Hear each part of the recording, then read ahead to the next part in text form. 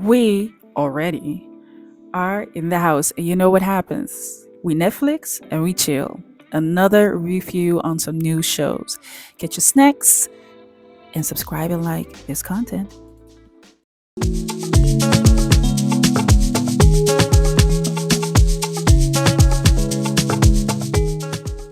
What's up, y'all? Listen, as we are talking,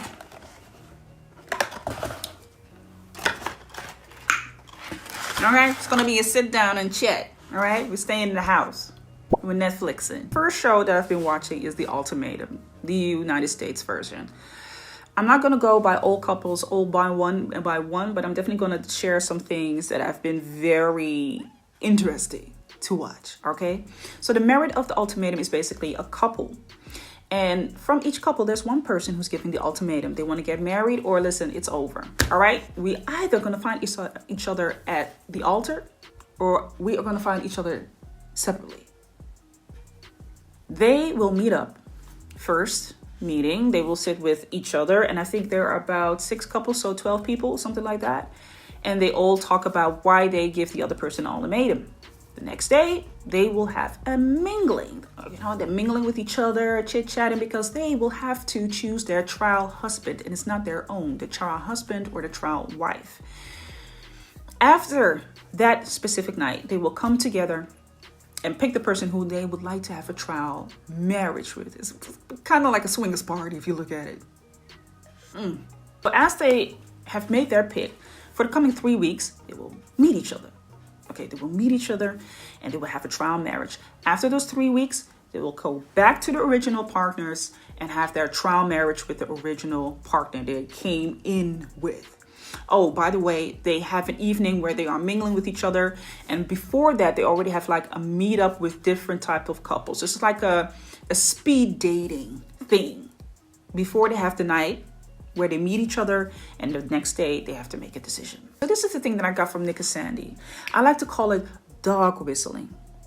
A dog whistle, when you see that with people, is basically someone saying something and doing something that only one person can react to. And they do it on purpose to get a certain reaction out of a person. Now, Nick definitely showed him to be the dog whistler, and Sandy listening to the dog whistle. What at the end of the show was very obvious was that he, mainly due to the fact that he admitted, and was also obvious during the show, here and there it came out, due to his substance abuse, he created this, I almost want to say this capsule around the relationship between him and Sandy, where he, in his most erratic and emotional state, that she became his beacon, his fallback, right? The net that would save him. And at the moments that he would feel all handy dandy, all uppity, he would leave her behind. So there was this cold, warm connection between them, very obvious. And the thing is, whenever he would say something about Sandy, people would look at her like, oh, Sandy, how could you do that? Or have a certain view of her, not understanding that he would say things, do things that only she could react to, that dog whistle. And it leads up to a certain reaction that they want to have of that person. In this particular case, it was him going to the apartment where Sandy was with her trial husband. Oh my God. Because he said he saw them sitting, in their apartment, and it just made him cuckoo. This man just lost his mind, knowing, of course, as well, that this would have an emotional reaction on Sandy, which it did. Calling her, texting her, which of course going to have an emotional reaction on someone. Even in the reunion, it was obvious that his trial wife, the trial wife of Nick, and let me just look up who that was because I forgot her name, Vanessa. The funny thing about it is when Vanessa and Nick were, mingling with each other, because they met during the speed dating, and then that particular night they were talking to each other, and they both found themselves be, weird, different type of people who were attracted to each other, and they just fell into each other's arms. Listen, when Vanessa the next day or 2 days later saw who Nick was about, she was like, I'm out. I don't want to do this anymore. I don't know what you are about, but I did not come into the show, okay, for this type of nonsense. I didn't. No. Vanessa was basically foreshadowing. Vanessa was foreshadowing the things that could happen based on what she learned about him. I mean, during the reunion, she was respectful enough not to really out him, but she definitely talked about the fact that he shared a very traumatizing experience in his life, which led to or is part of his substance abuse. And she was like, yeah, you know what? I'm nobody's psychiatrist. I'm out.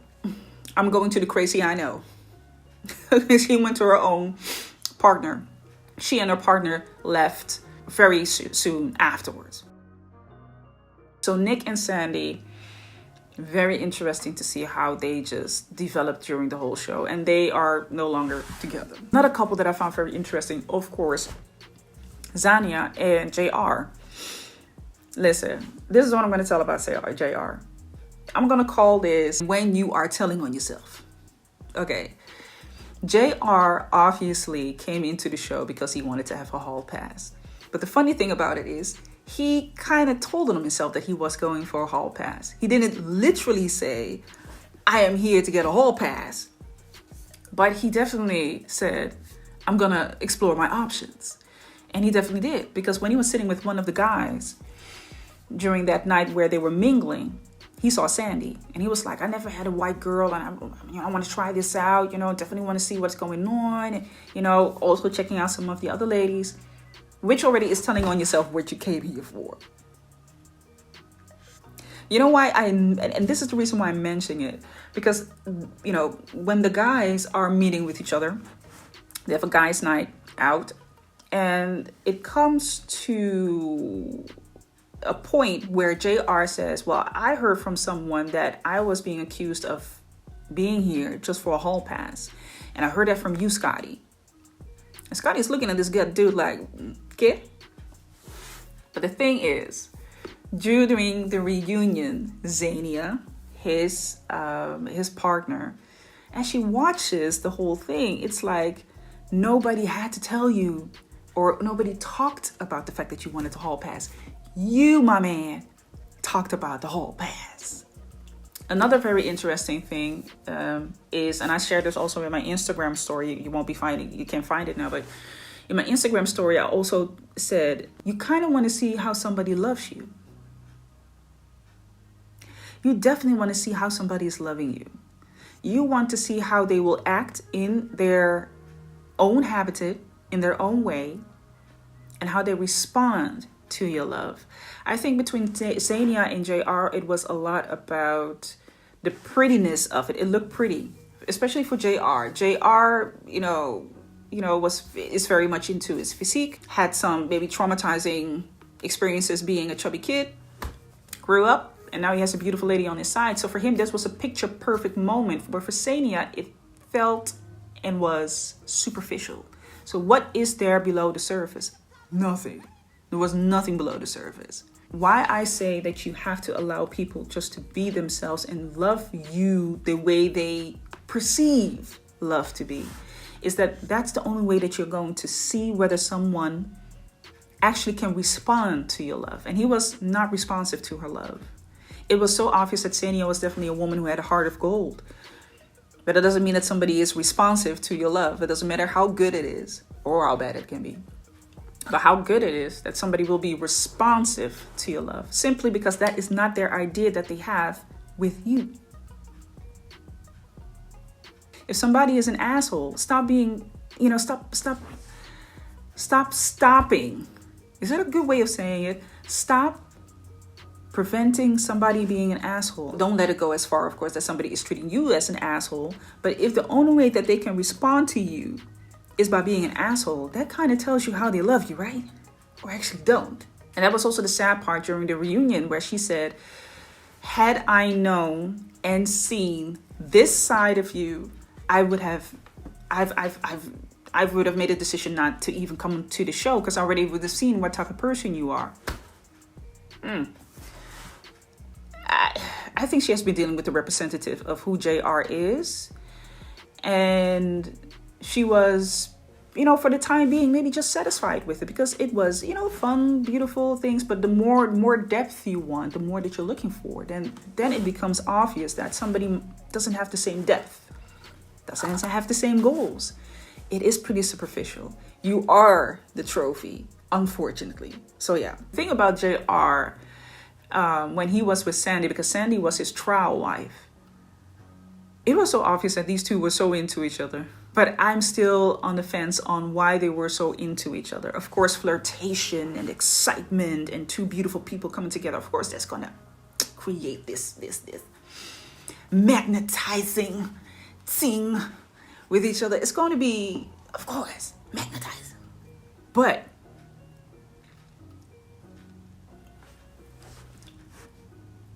I also believe that Sandy eventually came to the realization that it was superficial for JR, and it hurt her also to see and hear that eventually it was kind of about the hall pass, kind of figuring out what it would be with, another lady. Now, another couple that I found very interesting was Aria, Scotty, but also Aria and Caleb.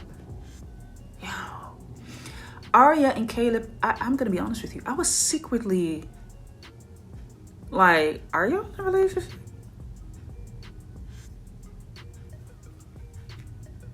It was obvious that there definitely was an emotional connection with each other, because it's not only the physical, right? There's also the emotional. There was definitely emotional connection. It was beautiful to see how Aria got to experience, indeed, someone who was not going to physically hold her hostage.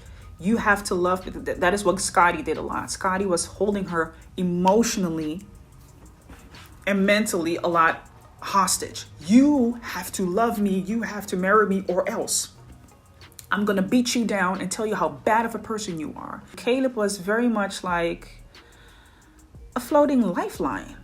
Like, hey, if you need me, I'm here. That's it. That's it. If she would say something about what she was experiencing, it could be something, an emotional matter, and she's like, this is what I'm going through, he would be like giving her the softest, most delicate comfort that you could ever experience. It was like, hey, I think it's great that you're experiencing this, and I think that you're going to be a-okay. It's going to be fine. And it would just relieve her of the stress. She could see her frown slowly turn into a smile. But what was also obvious is that she became so open to it that emotionally she became very connected to it. They even, or more so Aria asked him, like, is there an emotional connection between us? Because I do feel very emotionally attracted to you. I feel that connection. And Caleb was, kind of like, yeah, not so. And I can understand, because first of all, he is with another girl. But Mariah, that is his official partner. But secondly, and that is something that I do believe he did not want to admit, is that there was an emotional connection between the two of them. And he did not want to admit that to himself. I think more so to protect Mariah for the situation, and also to protect himself, because I actually want to experience all of this, and I want to try my best to experience all of this, but I don't want to admit that I'm getting involved into this, because if I do not get to admit that there is something going on here, then I also don't have to stand for the consequences. You have to deal with that. I don't have to deal with the consequences. But that was the same thing that he was doing with Mariah. That's the reason why Mariah also gave him an ultimatum. And even though it might have looked like that Mariah was like sort of a nag, because in the beginning I was like, girl. Even though it looked like she was really nagging him, in the situation with Aria, I fully get it. He does have this tendency to distance himself from what someone is feeling, especially if it's intense. Because if I distance myself, you have to sit with the intensity. That's your responsibility. That's your thing. I don't want to deal with it. So either I can shut it down or become neutral, or I just come close enough so I don't burn myself to the fire, making sure that I don't really get invested into the intensity of what it is that I'm actually experiencing or feeling. The danger with that is you're giving somebody a one-sided experience of who you are. Right? You're giving somebody a one-sided experience of who you are. So for the fluff, you're there. For the niceness, you're there. For all the great times, you're there. But when things become intense, that's when somebody also needs to be there. And I think that is what Mariah was really asking of him. I also need you to be here because it is making me feel as if I have to do more. I have to be a better person. I have to work more on myself. But if you leave in the moments of intensity, you are leaving me hanging. You have to be there in the good and in the bad, my man. You have to be there for both. What is very interesting is during the reunion, when they came together, and Mariah and Caleb were sitting there, and they asked Caleb if there was an emotional connection between him and Aria. He said no, and Aria was like, "Skirt. Listen, my man, that's not completely true. There was definitely an emotional connection between the both of us. And I need for you to admit it." And he had to admit it. He had to admit it because, of course, he's sitting there. Mariah is sitting next to him. Mariah's googly eyes looking at him like... And that is something she already knew because she also questioned him about it. Like, did you have a connection with him? With her? Because I cannot imagine that you're with someone for 3 weeks. And the way that you're talking about her and the way that she's talking about you, there must have been a connection between the two of you, emotional connection. There had to be. And he didn't want to admit to it, knowing that if I open up these kind of worms, there's going to be a reaction out of it. And I can't deal with it. I can't deal with it. Emotionally evasive. Emotionally evasive, which is very, very dangerous because it can also lead to emotional unavailability. Emotional unavailability meaning I don't want to do the emotional work and I only want to be here for the light work, which is not fair, of course, because you're going to have times where things are going to be tough. It can be for one or the other, or both. That is what you're going to have in a partnership. Any type of ship there is available. So for him to do that, I hope for them, Mariah and Caleb, because they have decided to be with each other and to continue their life. They even set a date.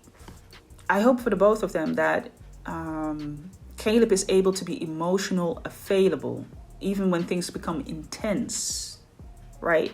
Not to lie about it. I hope for Mariah, she believes that she is enough. Because I really felt that she was giving all of that, all of that pressure of, I'm working on myself. I'm doing this and I'm doing that. And listen, he chose you as who you are. You're good enough, man. What other couples were very interesting? Of course, the ones that left early, but one specifically. Wait a minute, I'm gonna try to find that one. Yeah, Vanessa and Dave.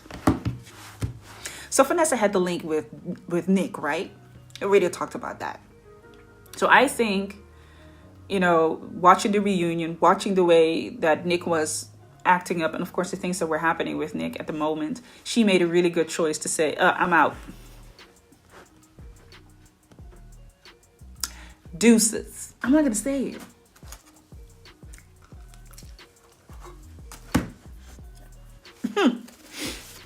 Where's the receipt? Can I bring it back? I think that is the best decision that she have made. I don't believe that if there are certain instances where people are, there's a high probability that somebody can be dangerous to themselves and or others, that you stay. Don't do that. But here's the interesting thing about the both of them, Vanessa and Dave. Dave was the one who got the ultimatum from Vanessa. And Vanessa was more like, why can't we talk about marriage? He was dodging and diving, right? Ducking and diving.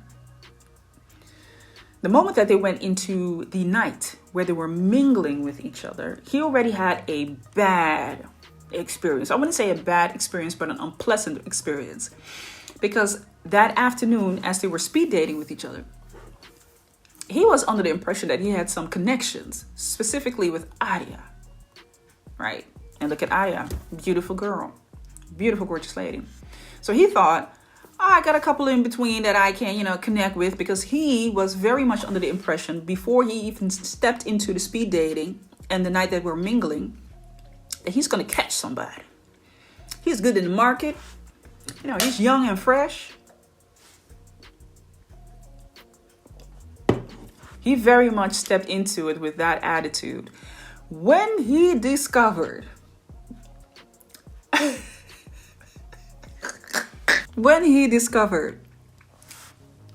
on that night that none of the ladies were checking for him, oh, he got a rude awakening there. Child, he sniffed the coffee and it was bitter. He got a smell of the coffee and it sobered him up. And he went running towards Vanessa saying, I don't feel so good. You want to continue here? I mean, I'm ready to go home. I will stay if you want to stay, but I'm ready to go home. I'm ready to go. Okay? I'm ready to go. And Vanessa was like, no, I kind of want to stay here. I like it here. Yeah, I like it here. I'm enjoying myself. And the moment that she said, I'm enjoying myself, he looked at her like, you enjoying yourself? He got scared. He got a shock. All right? He got a shock. This is a case where you really, really need to be aware of what you have and what it is that you can get.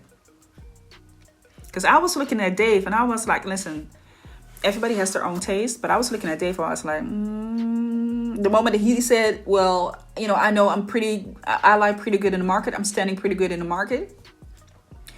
I was looking at him. I was like, Dave, I don't think that it is what it is that you think that it is.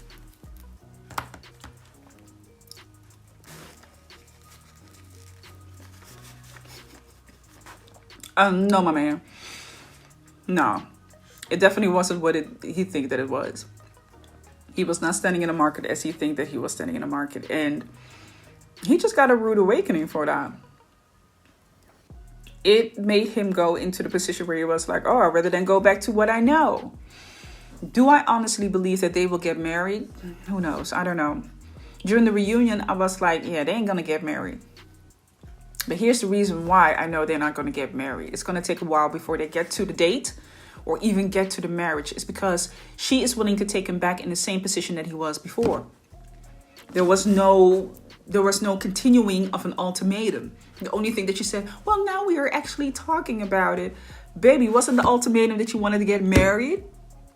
Or else? What good is an ultimatum if it doesn't have a consequence?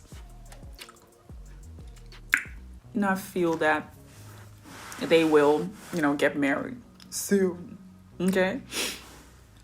Last but not least, Scotty and Aria.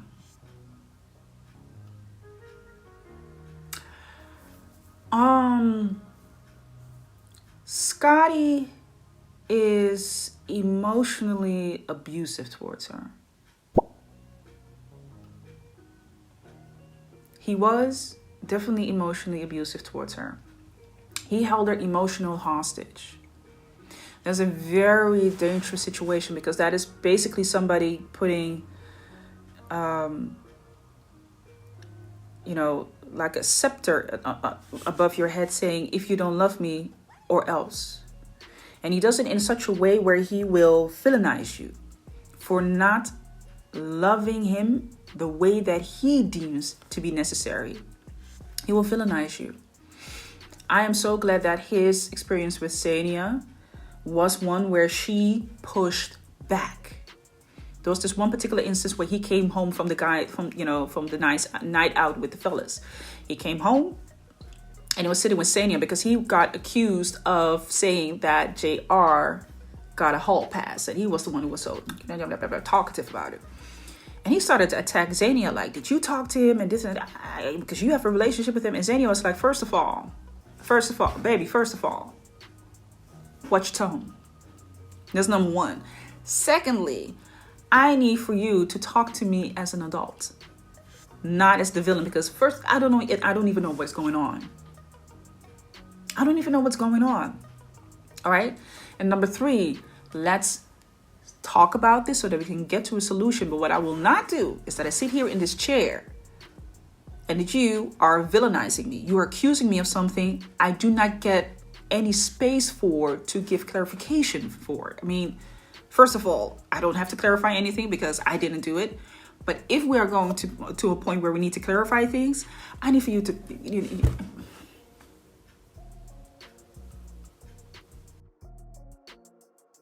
I need for you to tone it down. Immediately. And he, started to get a little bit of back, gave her space, like, oh, okay, well, let's talk about it. But he did it again by accusing her of taking her phone in the middle of the night, in the early mornings of the night, to the toilet. And she's like, what is it you want to say, bro? Again, going again with accusations, hoping that he could, corner her in a certain situation, making her feel bad, and then deliver herself towards his pressure. Tell me or else. Scotty is obviously a person who has a lot of insecurity in himself, and he needs to out that in a way that he needs to, I don't want to feel this insecurity, this bad feeling that I have over myself. So now I'm going to make you feel bad about you. So I'm going to gaslight you. I'm going to talk bad about you. I'm going to accuse you of something that I actually know that you didn't do, but I'm just going to do it so that you can feel the anguish that I feel about me, within me. That is a huge red flag. I find it very dangerous. I find that very dangerous behavior, because that is the type of behavior, when we hear about people going through abuse, and we hear about abuse, it mostly is the physical abuse, right? People get hurt, people get knocked down, atrocious things. When it comes to mental and emotional abuse, it is just as or even more insidious. Unfortunately, when Scotty and Aria came back to each other, it continued. And you could see that she just went from feeling ecstatic to, So I was very confused when she said yes. But then I understood it later on. Like, in those particular dynamics where one person might be mentally, emotionally, or physically abusive to someone, when they have this moment of enlightenment, it's a moment of enlightenment where they're like, well, I'm going to give you everything what it is that you need. And they realize that person might leave. A moment of enlightenment. Everything is great, and we're going to do this, we're going to do that. And she said yes. Maybe also a little bit out of fear, but she said yes. And then during the reunion, she said, we're not together with each other anymore. Because it just went back to the place where we were. And him saying, well, I've been painted out worse than I actually am. No, bruh, you've been painted out exactly who you are.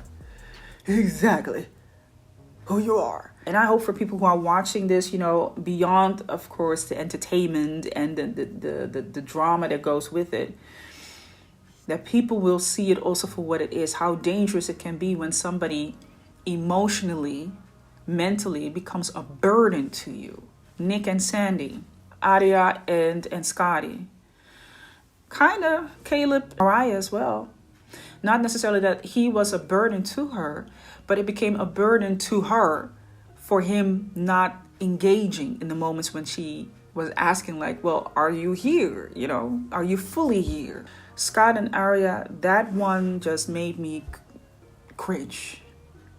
It definitely made me cringe. All right. So the thing that we can get from the ultimatum is, this is, I jokingly said in the beginning that it looks like a swingers party, like an approved swingers party. I still believe that. But what I do find very beautiful about this, social experiment is that people get to see themselves in a different limelight of what they are lacking or what they have to give, right? What they have to offer. Aria and Caleb. Aria came to see that she was actually not a burden to somebody else. She doesn't have to be in this emotional roller coaster with someone else. Caleb got to see that, oh, actually, I can be emotional available to someone to the fullest. Even when they have tough moments, I can be there to be available, to support them, right? It is possible. Scotty got to see that there are not going to be a lot of people that are going to put up with this BS, right? Zania got to see that you have to go deeper than the surface, and also know that, you know, the package might look good, but if you're not willing to look in the package, or you're like, well, as long as I'm looking at the package, I don't have to look what's inside of it, because it might be ugly, or it might be something that I already was intuitively feeling being wrong, you might come up short. Yeah, you might be looking for your receipt and be like, I need to bring this present back because I don't like it. JR, I ain't got no words for JR. There's just, he is something else. He's a work of art. That man is a work of art. How are you going to set yourself up for a failure like that? How you going to set yourself up for... Well, somebody said I was here for a hall pass. Nah, bruh. You said you were here for a hall pass. You yourself said it yourself. You set yourself up for failure yourself. I don't think that Nick came to the realization that he definitely has a problem and he needs to solve that. I'm just going to be honest with you people. At all. At all. Sandy is a lot stronger than she is. I do believe that she has now seen that she's a lot stronger than she is, that she sees that she has seen that she has put up with so much BS, right? I hope for her that she gains a little bit more strength, you know, some foundation for herself, but more so, girl, go have fun. Because what she had with JR was just having fun. She was having fun with JR, basically. Caleb, that he becomes emotionally available fully, and that for Mariah, I hope that she becomes more confident in who she is. And that is enough. What tends to happen with people who are emotionally unavailable, if one person is emotionally unavailable, the other person will overcompensate, right? They will smother that person, and that person is emotionally unavailable. They want to go like this and just, you know, back away a little bit from him. Like, okay, this is the situation. This is what I need of you.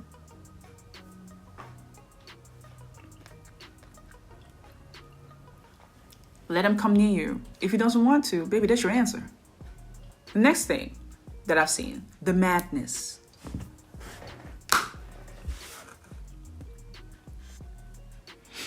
I want for y'all to go watch that series, all right? For all my people who are in the studio and you're painting or you're drawing and you need something to kill the time on the background, because some people like to do that. I like to do that. The Madness. That's the show. Madness, I'm not going to give too much away of this. The reason why it's that good. It's basically a journalist who is a writer, who dreams about being a writer. And he's taking, you know, he's coming to a point where he's like, am I going to continue my, you know, journalistic career, my career in journalism, or will I become a writer? Will I start something for myself and become a writer? So he decides one day to, you know, distance himself from the city life, go somewhere in the woods, chop it up over there. He meets someone on the way, you know, that this person saying, hey, if you're around, if you need something, come to me. I would be able to help you. Not knowing that he will step into the worst nightmare of his life. My son put me on this series. He was like, Mom, you got to see this one. And I was like, okay, I'm going to watch it. I watched the whole thing out. The whole season, I watched it. In one sitting, I watched it. It was that good. 3 things I'm going to mention, just because I don't want to spoil it. I just don't want to spoil it. That's how good it is. That's how good it is. But if you want me to talk about it more, about my thoughts about this series, just put it here below in the comment section. I will talk about it. But here are 3 things that I want you to pay close attention to. It is definitely about his ego. 1, if you watch each and every single episode, you will also come to the conclusion there was definitely ego involved in it. And he has been pointed at different moments in the series that you are doing this for your ego. You feel that you have to prove something. And it's not necessarily the writing. Number two, the fact that when you step into the biggest nightmare of your life and there is seemingly no way out, that shit is crazy. That shit is crazy. Y'all need to watch it. Y'all just need to watch it. It is the perfect suspense from beginning to end. The cinematography of it is bellissima. The actors that they have chosen for this, I think they have made a perfect pick for the people that have chosen for this. This is something that could that definitely plays into today's way of living, today's society, things that are going on, right? What seems to be true is not true. It is a storyline that we all know, but the way that has been executed, they definitely have made it in a way where we can, empathize with it in a way that it is from now and now on. Beautifully done. There are definitely some tragic moments in them. There's one particular scene. It's kind of a spoiler, but there's one particular scene, and it's with the son of this man. Two things. He has an estranged relationship with his daughter, but he has a very close-knitted relationship with his son. And there's this moment when I have to be descriptive because like I already said, this is such a good series. You have to see it for yourself. Where the son is confronted by the law. I'm going to be descriptive. I cannot be exact. There's a moment where he's confronted by the law. And this boy, I'm telling you, the way that he played this scene, beautiful. He's being confronted by the law, and there's one specific question that's being asked of him. And he could not express it. But the way that he expresses it in his face,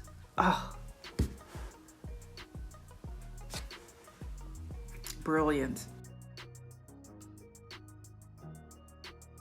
I hope there will be a season 2 because I'm ready for season 2. I'm already ready for season 2. I'm willing to watch season 1 again until season 2 comes. So that I'm prepared. Last but not least, Jamie Foxx. His comedy show. I'm a huge fan of Jamie Foxx. I think his work is magnificent. I believe that to be a singer, a songwriter, a musician, an actor, and a comedian is a gift. If you can't have all of those things in one, come on now. Now we all know, of course, that he has been in a tragic injury, a tragic physical injury where he almost lost his life.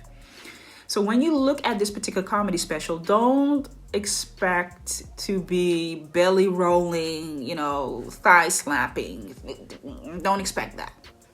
I would definitely say be prepared to have a testimony.